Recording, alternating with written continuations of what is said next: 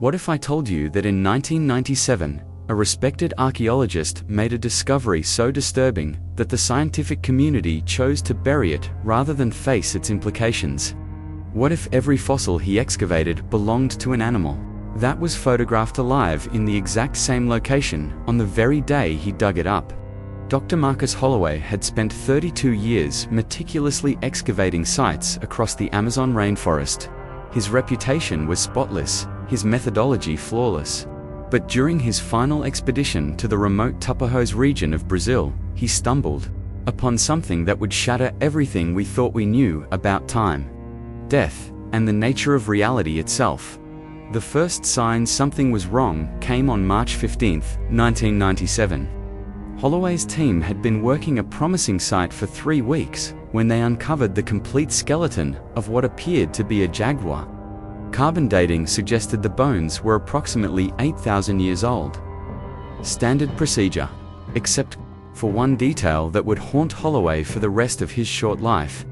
His field photographer, Sarah Chen, had been documenting local wildlife that morning. In her developed film, captured just 6 hours before the skeleton's discovery, was a photograph of a jaguar drinking from the nearby stream. But this wasn't just any jaguar.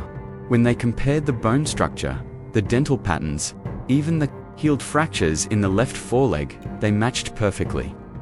Impossibly, Holloway had excavated the fossil of an animal that was very much alive. The team dismissed it as coincidence. Jaguars were common in the region. Similar injuries could happen to different animals. But then, it happened again, and again, and again. Over the following 2 months, Holloway's team unearthed 17 complete skeletons: sloths, toucans, anacondas, capuchin monkeys, even a rare harpy eagle. Each time, without fail, Chen's wildlife photographs from that exact day contained images of living animals whose bone structure matched the excavated remains down to microscopic details. Not similar, identical. The team began to fracture under the weight of what they were witnessing. Chen stopped taking photographs. The local guides refused to work, claiming the forest was cursed. But Holloway couldn't stop. He was obsessed with understanding what he called the temporal echo phenomenon. His journal entries from this period, recovered years later, reveal a man slowly losing his grip on reality. Quote, "Today, we found the toucan again. Same beak deformation, same wingspan, same everything. But I watched it fly overhead this morning. I watched it land. I watched it breathe. How can something be dead for 8 millennia and alive at the same moment?" The breakthrough came on June 3rd. While excavating what appeared to be a large primate skeleton, Holloway discovered something unprecedented. The bones weren't fossilized. Despite being buried in sediment layers that were definitively 8,000 years old, the remains were fresh. Muscle tissue still clung to the ribs. The marrow was still soft. That's when Chen made a discovery that changed everything. She had been reviewing her photographs when she noticed something in the background of her wildlife shots. In every single image, hidden in shadows and foliage, was the same figure. A man, tall, wearing modern excavation gear, always partially obscured but clearly visible once you knew where to look. The man was Holloway himself. Chen confronted him immediately, but Holloway had no memory of being in those locations. He had been in the excavation pit all day, every day. Dozens of team members could vouch for his whereabouts, yet there he was in the photographs, standing over the exact spots where they would later find the matching skeletons. The final entry in Holloway's journal, dated June 11, 1997, reads, "I understand now. The forest doesn't just remember the dead. It remembers the dying. Every skeleton we've found isn't 8,000 years old. They're echoes from the future, shadows of deaths that haven't happened yet, and I'm the one killing them. In every photograph, I'm standing there, watching them die. But I don't remember. I won't remember, because it hasn't happened yet." Holloway disappeared that night. The team found his tent empty, his equipment abandoned. Search parties scoured the area for weeks, but found no trace of him. The excavation was abandoned, the site sealed by the Brazilian government. and the entire expedition was classified under national security protocols.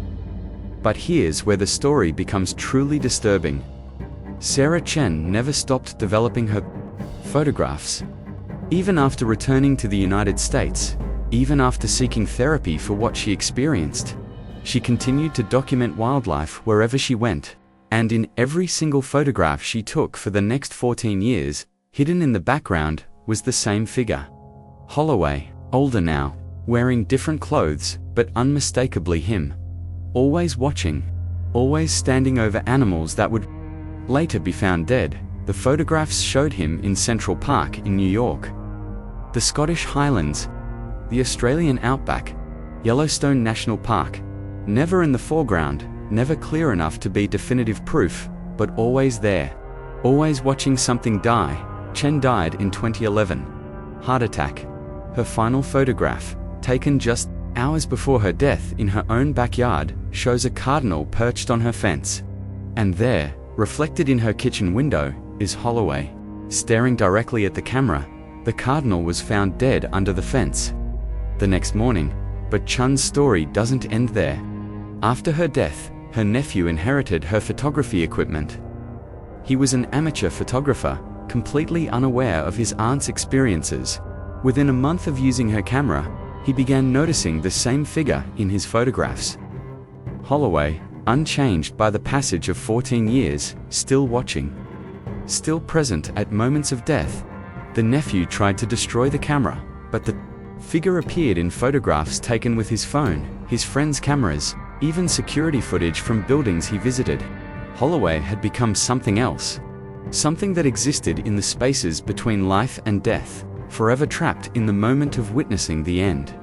In 2018, a team of quantum physicists at MIT published a paper on temporal quantum entanglement that might explain Holloway's phenomenon. They theorized that consciousness, under extreme stress and in specific environmental conditions, could become unstuck in time. The observer effect, taken to its ultimate extreme, where the act of observation itself creates a temporal loop. Holloway didn't just excavate fossils of animals that were still alive. He excavated fossils of animals he was destined to watch die, creating an endless loop of observation, death, and excavation that exists outside linear time. He became trapped in what the physicists called a causal observation paradox. The Brazilian site remains sealed. The government officially denies the expedition ever took place. Holloway's university claims he died in a routine excavation accident. But sometimes, in remote areas around the world, wildlife photographers capture something in their images. A figure in the background, always watching, always waiting, and sometimes, park rangers find animals dead with no apparent cause, always with the same expression of terror frozen on their faces, always in locations where someone reported seeing a man with excavation equipment, standing perfectly still, just watching. If you're ever alone in the wilderness and you feel like you're being watched, if you see a figure in the distance who doesn't quite belong, don't take a photograph. Because some observers can only exist through being observed. And once you've seen Marcus Holloway, he'll make sure you become part of his endless excavation. The question that haunts researchers to this day isn't whether Holloway discovered something impossible, it's whether he created it. Whether his obsession with understanding the phenomenon actually caused it to exist. Whether, in trying to solve the mystery of how something could be dead and alive simultaneously, he became the answer. In the end, Marcus Holloway didn't just unearth fossils of creatures that were still alive. He became a fossil of a man who was still dying, trapped forever in the moment between life and death, doomed to excavate his own temporal prison, one bone at a time. The Amazon remembers. The photographs remember. And somewhere, in the space between seconds, Marcus Holloway is still digging, still discovering, still trying to understand why the dead refuse to stay buried. Because in his world, death isn't the end. It's just another layer of sediment waiting to be excavated.